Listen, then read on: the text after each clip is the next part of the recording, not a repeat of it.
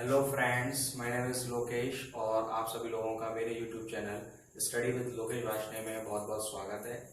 आज मैंने आप सभी लोगों को हिंदी सब्जेक्ट में वर्णमाला टॉपिक से रिलेटेड वीडियो बनाया है, जिसमें हम जानेंगे कि वर्णमाला क्या होता है और वो कितने भागों में विभाजित होता है। ठीक है, तो आज देखते हैं वीडियो में क्या है। और उससे पहले, वीडियो स्टार्ट करने से पहले आप सभी लोगों से रिक्वेस्ट है कि मेरी वीडियो को लाइक करें और कमेंट करें और चैनल को सब्सक्राइब करें। वर्णमाला में सबसे पहले वर्ण आता है।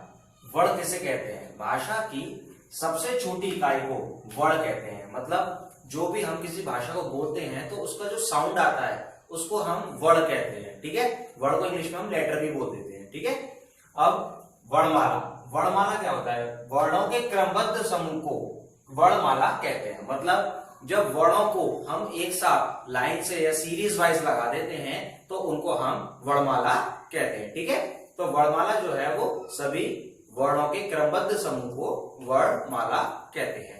वर्णमाला को हम दो भागों में बांटते हैं, नंबर 1 स्वर और नंबर 2 व्यंजन। ठीक है, तो जो स्वर होता है वो हमारे 11 होते हैं। स्वर कितने होते हैं? 11 होते हैं। और उनमें छोटा आ, बड़ा आ, छोटी ई, बड़ी ई, छोटा ऊ, बड़ा ऊ, ऋषि, ए, बड़ी ए, ओ और बड़ा ओ बोला जाता है ना। तो ये जो नंबर में होते हैं स्वर, उनको 11 कहते हैं। स्वर किसे कहते हैं? स्वर जो है वह वर्ण होते हैं जिनके उच्चारण में हमें किसी दूसरे वर्ण की आवश्यकता नहीं होती है, उनको हम स्वर कहते हैं। ठीक है, ये नंबरों में 11 या 11 होते हैं। ठीक है, दूसरा है हमारा व्यंजन। व्यंजन किसे कहते हैं? व्यंजन उन्हें कहते हैं जिन वर्णों के उच्चारण में हमें दूसरे वर्ण या स्वर की आवश्यकता होती है, उनको हम व्यंजन कहते हैं।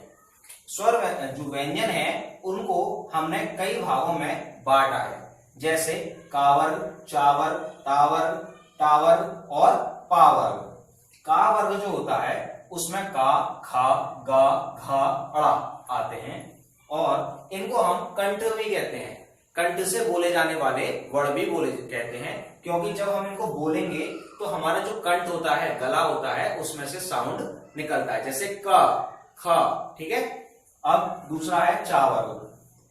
चा वर्ग में चा, छा, जा, झा, आंख आदि, ये 5 वर्ण आते हैं। इनको हम तालव्य भी बोलते हैं। मतलब हमारा पैलेट, जो हमारा तालु होता है, जब हम इन वर्णों का उच्चारण करते हैं तो हमको तालु की आवश्यकता होती है, इसीलिए हम इनको तालव्य बोलते हैं। अगला है हमारा टावर्ग। टावर्ग का मतलब होता है टा, ठा, डा, ढा, औड़ा। मतलब इनको हम मूर्धन्य भी बोलते हैं। मतलब मूर्धन्य का मतलब होता है जब हमारी जीभ हमारे जो मुंह का तालु होता है उसके पीछे के हिस्से को टच करता है तो हम इनको मूर्धन्य बोलते हैं। जब हम इन चारों या 5 को हम इनमें से कोई सा भी एक वर्ण बोलते हैं तो हमारी जो जीभ है वो हमारे तालु के पीछे का हिस्से को छूती है, इसीलिए हम इनको मूर्धन्य कहते हैं। अगला वर्ग है हमारा तावर्ग। तावर्ग का मतलब होता है ता, था, दा, धा और ना। इसका मतलब दंत। दंत माने दांत। जब हम इन 5 वर्णों में से कोई सा भी एक वर्ण बोलेंगे तो हमारे जो दांत हैं वो एक दूसरे को छूते हैं, इसीलिए हम इनको दंत व्यंजन कहते हैं। अगला वर्ग है हमारा पावर्ग। पावर्ग का मतलब होता है पा, फा, बा, भा, मा। मतलब इनको हम ओष्ठ। ओष्ठ का मतलब होता है हमारे होठ। तो ओष्ठ का मतलब होता है जब हम बोलते हैं तो हमारे जो होठ हैं वो एक दूसरे को छूते हैं, इसीलिए हम इनको ओष्ठ कहते हैं। ठीक है, अगला है हमारा अंतस्थ व्यंजन। अंतस्थ व्यंजन का मतलब ये होता है जब हम इनको बोलते हैं तो हमारे मुंह में जो वायु होती है वो बहुत कम समय के लिए रुकती है। इसका मतलब जब हम अंतस्थ व्यंजनों को बोलते हैं तो हमारे बोलने के समय पर बहुत कम समय के लिए वायु का अवरोध होता है, इसीलिए हम इन्हें अंतस्थ व्यंजन कहते हैं। जैसे या, रा, ला, वा, ये हमारे अंतस्थ व्यंजन होते हैं चारों। अगला है हमारा ऊष्म व्यंजन। ऊष्म व्यंजन का मतलब होता है शा, सा षट्कोण वाला और हा। इनको हम इन चारों को हम ऊष्म व्यंजन बोलते हैं। क्यों बोलते हैं इनको? ये इसलिए बोले जाते हैं क्योंकि जब हम इन चारों का उच्चारण करेंगे तो हमारे मुंह से गर्म हवा का निकलना होता है, इसीलिए हम उनको ऊष्म व्यंजन कहते हैं। ठीक है, इस तरीके से इन्होंने व्यंजन को बांट रखा है। ऊष्म व्यंजन के बाद में आता है आपका संयुक्त व्यंजन। संयुक्त व्यंजन 4 होते हैं, छ, त्र, ज्ञ और श्र। इनको हम संयुक्त व्यंजन इसलिए कहते हैं क्योंकि ये अकेले नहीं होते हैं, ये 2 वर्णों से मिलकर बनते हैं। जैसे जो छा होता है वो का और षटवर्ण वाले शा से मिलकर बना होता है। त्रा जो होता है ता और रा से मिलकर बना होता है। ज्ञा ज्ञानी जो होता है वो जा और अनाखाली से मिलकर बना होता है। और श्रा श्रमिक जो होता है वो ता और रा से मिलकर बना होता है। इसीलिए हम इनको चारों को संयुक्त व्यंजन बोलते हैं। ठीक है, इसके बाद में ये जो 2 व्यंजन और होते हैं जिनको हम अलग से एक कहा जाता है द्विगुण व्यंजन। द्विगुण व्यंजन में जो अड़ा होता है उसके नीचे बिंदी होती है और ढाढक्कन जो होता है उसके नीचे भी बिंदी होता है। इनको हम अलग से जोड़ा हुआ है वर्णमाला में।